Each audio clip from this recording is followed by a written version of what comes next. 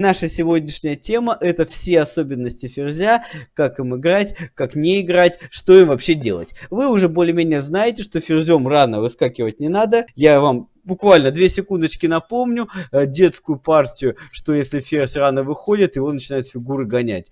Это вам уже многие показывали, видите, да, что если ферзь мечется, можно быстро проиграть. Давайте вот сначала. То есть, если ферзь вышел рано, на него начинают нападать легкие фигуры. Одна фигура, вторая фигура, третья фигура, и ферзю уже плохо. Ушел, съели, ушел, на вилку напали. Все, ферзю никак не сдобровать. И после хода слон b4 белые проигрывают за вылечение. После ферзь b4, конь c2 мы не только ферзя выиграем, но даже мат поставим. Это вам всем прекрасно известно. Вы такое видели. Но напомню еще, что ферзем рано делать нельзя. Почему ферзь часто вначале проигрывается? Потому что он либо гибнет из-за тесноты, это вы уже помните, либо он попадает в всякие ловушки, если занимается пешкоедством. Покажу вам партию, например, что если мы играем очень неосторожно, вот есть такой ход e5, кажется странный, да, что съесть могут. Детская партия сюда, сюда, сюда. Конь g4, после хода h3 черные побеждают сразу, так как этот ферзь в тесноте. Смотрите, какой красивый ход, конь e3. Наверняка вы помните такой примерчик с занятий. Если срубить ферзь h4, да, и после такого хода вот он мат. А если коня не рубить, то ферзь белых погиб из-за тесноты. Вот так бывает. Ферзь гибнет, когда ему мало места. Это первое. И второе, если мы видим ситуацию, что противник выводит рано ферзя, то мы не должны бояться, если потеряем какую-то пешечку или еще что-то по мелочи. Главное, что этого ферзя нужно поатаковать. e4, d6, d4, конь f6, конь c3. Вот вам партия на тему раннего вывода ферзя. c6, f4. Дебют черные разыграли неудачно. У белых центр замечательный, пешки красиво стоят. И черные пытаются ферзем немножко здесь пошалить. Они сделали связку, напали на пешку. Мы выводим фигуры. Лучшая стратегия, когда противник неудачно пытается на нас нападать, не только защищаться, но и одновременно выводить фигуры. Белые выводят фигуры и одновременно укрепляют центр. e5. Кажется страшно, черные страшный удар нанесли по центру. Но белые спокойненько опять выводят фигуры. И эта пешка надежно защищены фигурами. Слон g4, слон e3. Отлично белые расставили все свои фигурки. И черных здесь немножко понесло. Они решили выиграть пешку. Срубили, срубили. И видят черные, что это пешки немножко слабенькие. Ферзь b4. Вы можете сказать, что пешка d4 защищена. Но это же временно. Коня можно и уничтожить слоном. Так что поэтому черные сделали двойной удар на две пешки. А3. Белые приглашают. Ну, забирайте. Ладно, не боимся. Ферзь b2. И вот теперь все просто. У ферзя только одна клеточка для отступления. И белые своим ходом, конь а4, нападают на ферзя и отнимают эту клеточку. Слон f3 вроде бы промежуток находится. gf, ферзь d4. Черный ферзь выскочил, но дальше центра он не уйдет. c3 красивый ход. Не только нападая на ферзя, но и одновременно защищая коня. И вы можете сами убедиться, вокруг ферзя нет ни одной свободной клеточки. Птичка в клетке. Все, мы поймали его. Вот что бывает с ферзем, который сильно рано выскочил. Это две особенности, как играть ферзем в начале партии. Ну, конечно, основные особенности ферзя проявляются в его взаимодействии с другими фигурами, а сам по себе он очень любит ставить двойные удары. В этой позиции у черных за ферзя целых 3 фигуры, 2 ладьи и слон. Если бы фигуры успели наладить взаимодействие, например, бы не было пешки, вот так бы 2 ладьи были сдвоены, это было бы супер. У черных 3 мощнейшие фигуры, и ферзь с такой армией не справляется. 2 ладьи, слон гораздо сильнее. Но здесь 2 ладьи разрознены, не защищены, еще и слон не защищен. Белый ферзь буквально в 2 прыжка дотягивается до черных фигур и выигрывает одну из них. Шах, ушли, и теперь ферзь нападает. Буквально за 2 хода он прошел всю доску, был тут, перешел сюда-сюда, и черные теряют ладью. После отхода мы рубим.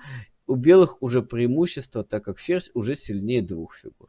Это легкая особенность, вы все это знаете. Мы сейчас быстро с вами пробежимся буквально по всем ключевым важным моментикам, как играть ферзем. С ладьей, как ферзь взаимодействует, помните, да?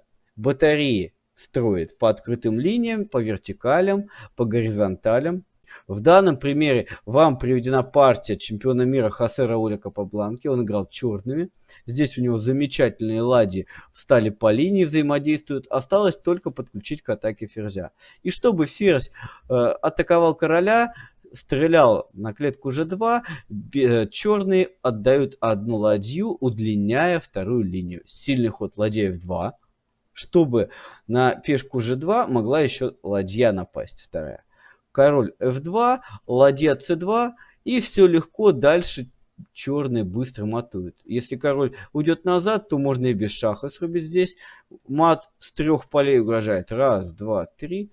Даже если здесь пару шахов белые поставят, шах сюда, черные легко от таких шахов скроются. И даже такого шаха нет, так как там ладья у нас есть.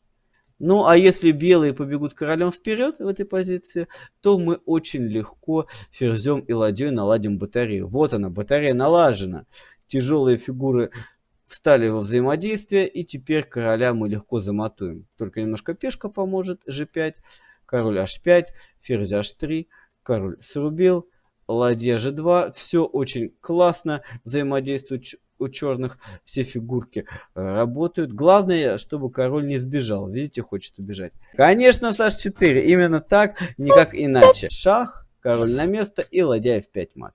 Очень хорошее взаимодействие ферзя и ладьи. Запомните, батарею вы все прекрасно знаете и используйте в своих партиях. Следующая фигурка для взаимодействия — это конь. Мы его как раз проходили на прошлом занятии. Здесь у черных выбор. Они могут скушать фигуру и играть вот эту позицию.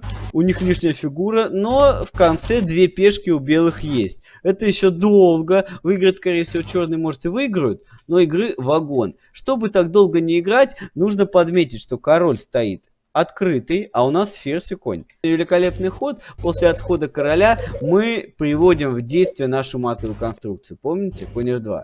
Теперь если ладья f2, вот она, первая линия ослабилась, мы ставим шах и мат через несколько ходов. Допустим, ладья d1, ладья d1, ладья f1 и быстрый мат.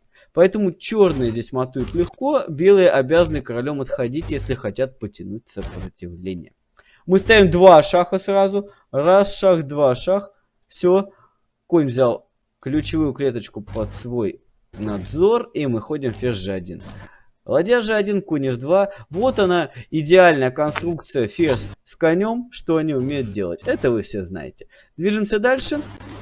Кроме взаимодействия ферзя и коня в виде спертого мата, можно еще просто нападать. Вот сейчас белые сделали странный ход. Они походили только что конь f3 на g5, напали, кажется, на мат. Ну, вы можете сказать, да глупости, здесь же есть защита. И черные тоже так подумали. Это что ерунда, ход странный, и решили пойти h6. А на это и был расчет белых, что черные ошибутся. Правильный ход за черным был g6. Так было лучше, и они бы спаслись. А после хода h6, удивительно, белые побеждают сразу. Как же так-то? Вы можете сказать, мата нет. Однако мы можем отвлечь защитника. Кто защищает клетку? Конечно, конь. Вот он, единственный охранник клеточки h7. Белые легко его отвлекают другими фигурами и добираются конем d5. Да, совершенно верно. После конь d5 черные вынуждены либо срубить, получить мат, либо отойти ферзем. Но это только на один ходик затягивает сопротивление. Теперь мы рубим здесь, уничтожая шахом. Черные не могут ничего сделать, так как им шах. Ферзь f6, и вот он красивый мат.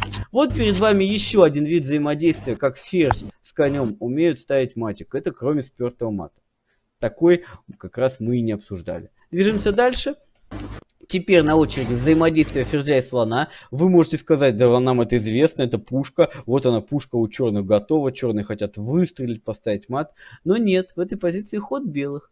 Кроме обычной пушечки, которую вы привыкли видеть, ферзь умеет взаимодействовать со слоном по клеточкам ослабленным. Смотрите, ослабленные черные клеточки, и на них может стать ферзь. Но сразу это делать нельзя, так как белым самим прилетит ядро пушечное, и теперь уже сработала черная пушка. Черная конструкция ферзь плюс слон легко нам поставила вот такой вот неприятный мат. Чтобы пушка не сработала, надо ее разрядить.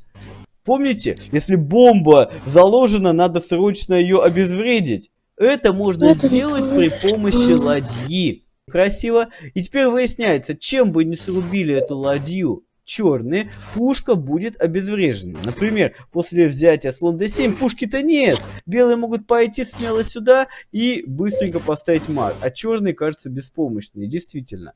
Черные в этой партии, однако же, съели ферзем. Они использовали самый лучший метод защиты. Сейчас вы увидите. Кажется, ничего не поменялось. Ферзь f6.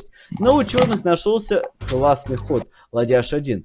Кажется, глупости полнейшие, ребята. И можно ладью съесть. Но на это и был расчет черных.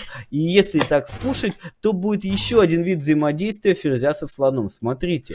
Здесь связочка. Ферзя что ли. После такого хода выясняется, ферзя кушать нельзя, так как откроется шах.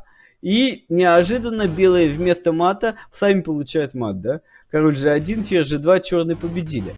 Но все-таки в этой позиции на ладья h1 у белых нашелся хитрющий ход король g3, после которого они обошли все угрозы. Ладья h3 еще было, пешка h3, и черные не могут больше защищаться от мата на g7. Видите, ребята, мы целых 3 вида взаимодействия посмотрели у ферзя и слона. Это обычная пушка, которую мы с вами видели. Это ферзь и слон, использующие дыры в позиции короля противника. И это взаимодействие, когда ферзь и слон связки ставят. Слон, например, поставил связку, а ферзь съел связанную фигуру. И у нас на очереди домашнее задание по ферзю. Сейчас я вам выдам 4 задачки, по-моему, я вам подготовил. Хочу, чтобы вы решили. Обязательно мы поиграем.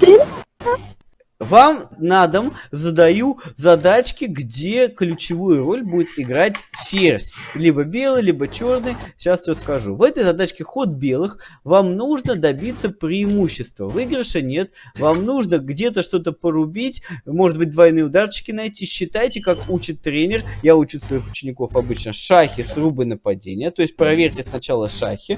Если преимущества шахи не дадут, проверьте срубы.